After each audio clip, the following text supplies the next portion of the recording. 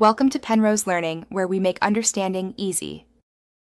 You begin by verifying edition and version, so you run the correct reset. Once confirmed, export your settings via Tools Import and Export Settings to preserve layouts and key bindings. Make sure to close every instance of Visual Studio and stop background services like MS Build or Debugger helpers. This prevents file locks.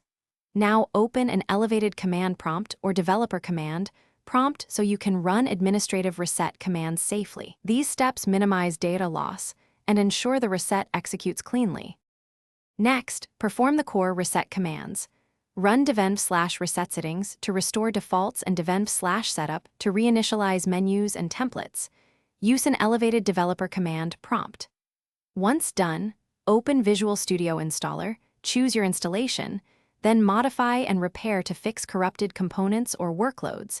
This reinstalls needed packages without losing projects. Also clear the MEF cache by deleting the component model cache folder in %local app data % to resolve extension and UI issues.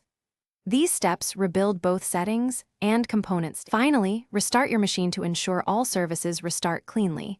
Then launch Visual Studio and import your saved settings if you want previous customizations back. Verify extensions, SDK paths, and tools options to confirm defaults applied.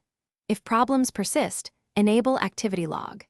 XML by running devenv/log to capture startup errors, or run install cleanup.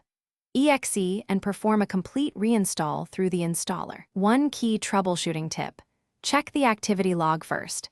It points directly at failing packages or missing assemblies, so you fix the root cause.